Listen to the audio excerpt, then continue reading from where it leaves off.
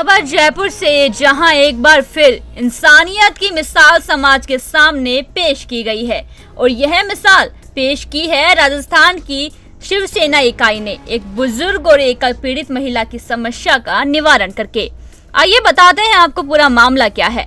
बता दें कि बुजुर्ग और पीड़ित महिला मिथिलेश सक्सेना को पिछले कई सालों से स्थानीय पार्षद शक्ति प्रसाद यादव के रिश्तेदार द्वारा प्रताड़ित कर प्रॉपर्टी को सस्ते में खरीदने के लिए लगातार 13 वर्षों से दबाव बनाया जा रहा था, लेकिन वो इसमें कामयाब नहीं हो पा रहे थे। इसके चलते लगातार महिला को परेशान किया जा रहा था। महिला के मकान के बाहर एक जंगली पेड़ लगा हुआ था, जिसे 13 सालों में कभी भी काटने छाटने नहीं दिया जा रहा था, जिससे वो जंगली पेड़ विशाल वृक्ष के रूप में स्थापित हो गया।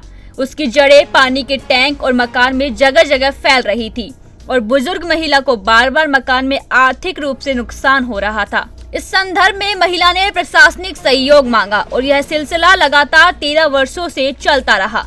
महिला को कोई मदद नहीं मिली, लेकिन जब ये मामला शिवसेना की राजस्थान इकाई के पास आया तो उन्होंने महिला की मदद करने की ठानी।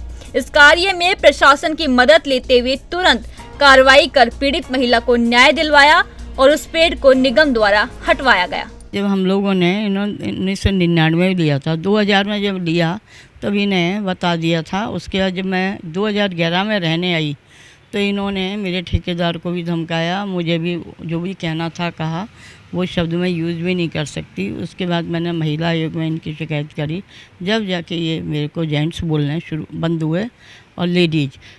नगर निगम से कई बार गाड़ियाँ आई, उन्होंने कार लगा के इनको हटा दिया।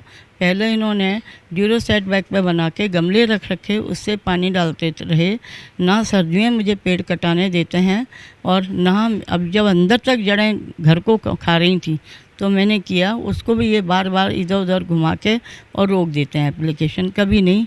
आज मुझे इसके बाद बड़ी राहत मिली है, जिससे कि मेरे टैंक की सफाई हो सकेगी।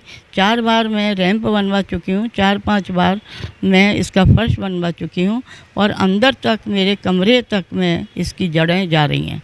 और इसीलिए मैं इन पेड़ों से, और मैं पेड़ों से बहुत मोह रखती हूँ, हमेशा पौधारोपण करती रही हूँ और करती रहूँगी। और आज भी मैं 11 पेड़ लगा के आई हूँ। मुझे इस पेड़ को हटाने का ये नहीं है कि सिर्फ मकान को लॉस कर रहा है, जनजीवन को लॉस कर रहा था, इसलिए मैंने इसको हटवाया है। इस पेड़ को हटाने से मुझे ये राहत मिली है कि अब मैं टैंक का शुद्ध पानी पी सकूँगी, नहीं तो जहरीले पानी से मैं निजात नहीं पा रही थी। और मकान गिरने पर जनहानि हो सकती है। 2-4 बार रैंप पे लोग गिरे भी, यहाँ से आने जाने में मैंने तो साइड से आ जाती हूँ, लेकिन लोग तो सामने से ही आएंगे। ये मेरा बहुत बड़ा दुख है। और इन्होंने जीरो सेट बैक और बालकोनियों में बना के इन्होंने अतिक्रमण कर रखा है और अपने पैसे और प्रभुत्व के प्रभाव से अपनी जान पहचान के जरिए मुझे तंग करना है। इनका जो एम है वो ये है, मैं 63 की साल की उम्र में आई थी, इनका रहा होगा कि मैं शायद 2-4 साल जीवित रहूँगी। भगवान ने मुझे उम्र दी है और मैं जीवित हूँ, ये इन्हें खल रहा है। और इसीलिए चाहते हैं कि ये जर्जर ज़मीन हो जाए या जर्जर ये माताजी हो जाएं। 19 में मैं मरे मुर्दे की तरह हो गई थी, भगवान ने फिर मुझे आज जीवित कर दिया, जो मैं आपके सामने खड़ी हूँ। इसके बाद इन्होंने क्या किया कि मेरे मकान नंबर से वोटर ID बनवा रखा है, मेरे ही मकान नंबर से ICICI बैंक से अपनी कंपनी के नाम लोन ले रखा है, कंपनी में मेरा पता दे रखा है, जो कि बिल्कुल गलत है। और ये इनका शुरू से ये दिमाग में था कि मैं मर जाऊंगी जल्दी और ये इसको हड़प लेंगे। अभी भी ये मकान को जो ख़राब करना चाहते हैं, इसके पीछे लॉजिक यही है। इनके कई फार्म हाउस हैं, मकान हैं, सबको प्रलोभन देते हैं। जो मेरे घर आते हैं उनको भी ये कहते हैं हम आपको मकान दे दें, हम आपको रुपया दे दें। अब अगर न्याय है तो अच्छी बात है, अगर न्याय नहीं है, मेरा ये अधिकार नहीं है कि मैं बुढ़ापे में अपने मकान में शांतिपूर्वक रह सकूं, तो ईश्वर इच्छा है, मैं यही कहूँगी। तो अभी आज इतने लंबे समय के बाद में जो कार्रवाई हुई है, तो स्थानीय लोगों ने या किसी राजनीतिक दल ने या किसी सामाजिक संस्था ने आपकी मदद करी? हाँ, मुझे सामाजिक संस्था ने मदद करी और उसी कारण ये आज हो पाया है, नहीं तो ये नहीं हो पाता।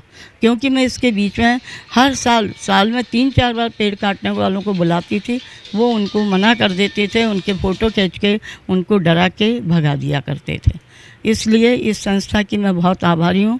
ये जो शिवसेना संस्था है इसने मेरा बहुत साथ दिया है, इनके सब बच्चों ने, और ललित सक्सेना जो कि जिन्होंने ये बीड़ा उठाया, मेरे भतीजे भी हैं, और इन्होंने ये समाज में ये कह के कि आप तो हैं ही, मैं तो समाज का न्याय प्रिय कार्य, मैंने इनको यही कहा था कि अगर सही हो तो बेटा करो, नहीं तो मेरी गलती हो। मैं तो अभी भी कह रही थी कि 5 जनों को तुम अपने ही बुला लो।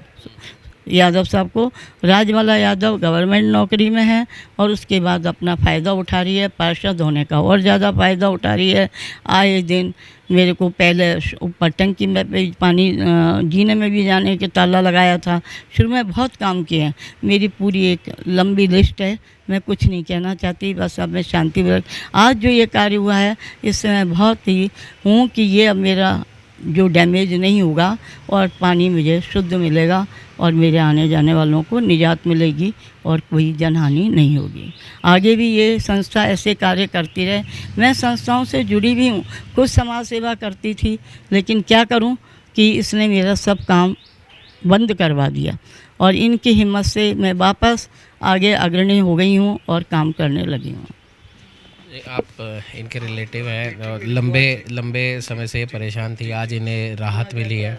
2011 से एक संघर्ष चल रहा था इनका, और जो शिवसेना ने आज अपनी कार्रवाई में दूरदर्शिता का परिचय दिया है, जिस प्रकार से उन्होंने लीगल वे में कानून के सहारे को लेके जिस कार्य को अंजाम दिया है, उनकी दूरदर्शिता और कार्यशैली की जितनी प्रशंसा की जाए वो कम है।